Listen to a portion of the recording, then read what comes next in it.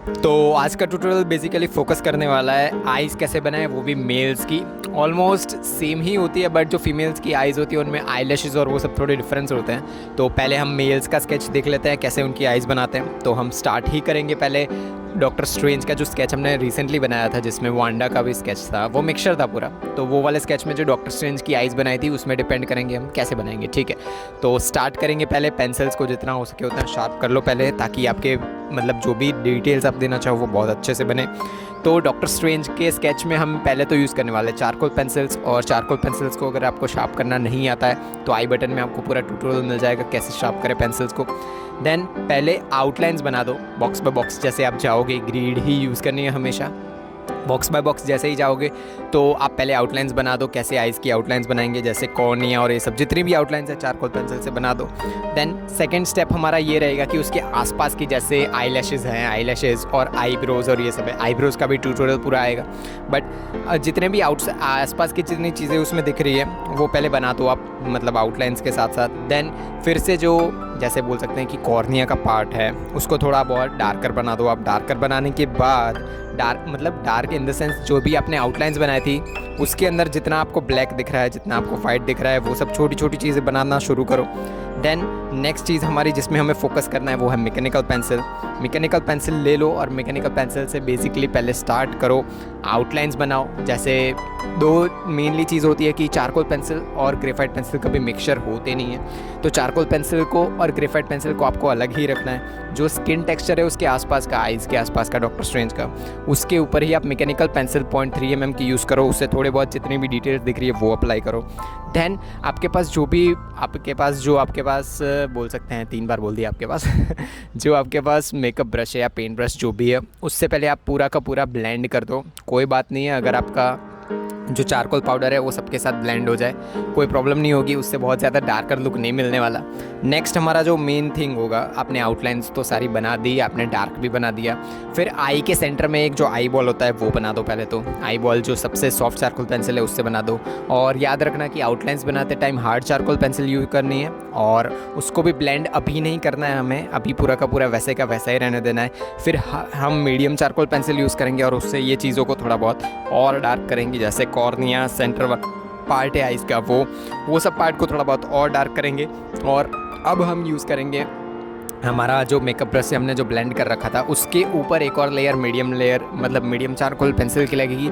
And then उसको blend करेंगे हमारे ब्लेंडिंग स्टम्प से। याद रखो ब्लेंडिंग स्टम्प जो सबसे छोटा वाला हो वो यूज़ करना है। तो उससे ब्लेंड हो गया। देन फाइनली जो आसपास वाले पार्ट्स हैं जो हमें बहुत डार्क दिख रहे हैं, ठीक है, बट रियलिटी में पेंसिल के आसपास की मतलब जो स्किन के आसपास और आइज़ के अंदर का पार्ट होता है वो तो वाइट होता है। तो उसी के लिए हम यूज़ करेंगे हमारे पास जो इरेज़र है, मोनो इरेज़र, और उससे हम थोड़ी बहुत हाइलाइट्स देना शुरू करेंगे।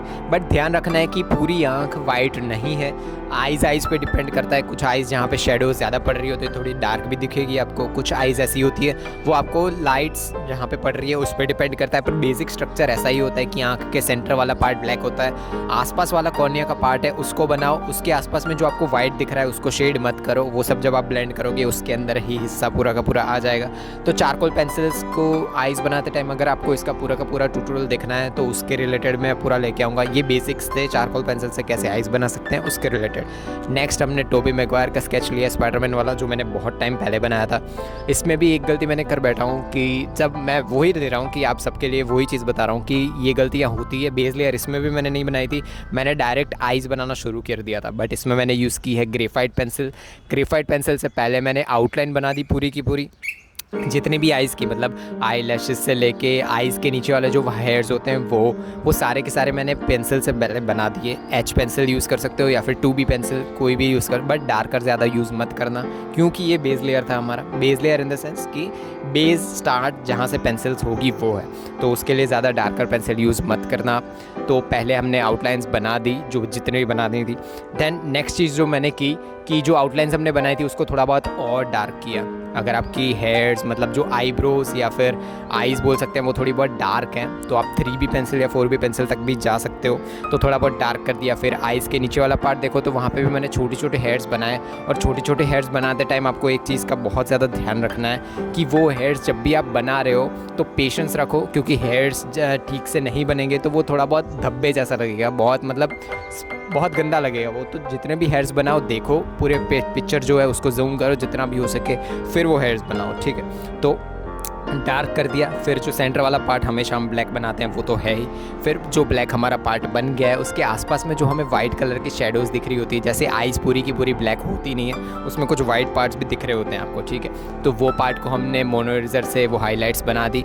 और एक और चीज़ है कि जो डॉक्टर स्ट्रेंज वाला स्केच है उसमें एक और डिफरेंस था कि जहाँ पर मुझे वाइट पार्ट्स दिख रहे थे वहाँ पर मैंने जेल पेन यूज़ की थी, जो वाइट जेल पेन होती है। अगर आपको बाय करना है टूल्स जो भी मैं यूज़ करता हूँ तो डिस्क्रिप्शन में मिल जाएंगे, उससे मैंने हाईलाइट्स दी थी वो। और ये टोबी मैगवायर का स्केच, इन दोनों में डिफरेंस ही ये कि टोबी मैगवायर का स्केच मैंने बहुत पहले बनाया था और मतलब 4-5 महीने ऊपर हो गए, तब मेरे पास ये पेन नहीं थी हाइलाइट्स देने के लिए, और तब मैं बेस लेयर भी यूज़ नहीं करता था, तब भी ग्रेफाइट से इतना डिटेल नहीं आ पा रहा है। तो यही पूरा ट्यूटोरियल था। मेल के आइज़ कैसे बनाए, फीमेल्स की अलग होगी, वो भी अपलोड होगा बहुत जल्दी।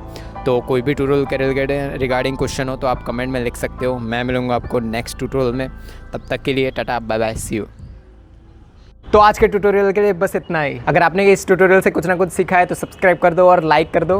अगर आपको कोई भी क्वेश्चन और क्वेरीज हो इस ट्यूटोरियल के रिगार्डिंग तो कमेंट में लिख दो। तब तक के लिए ध्यान रखो खुद का और जिनसे प्यार करते हो उनका भी। आपका चित्रकारिक दिन हो। टट्टूज।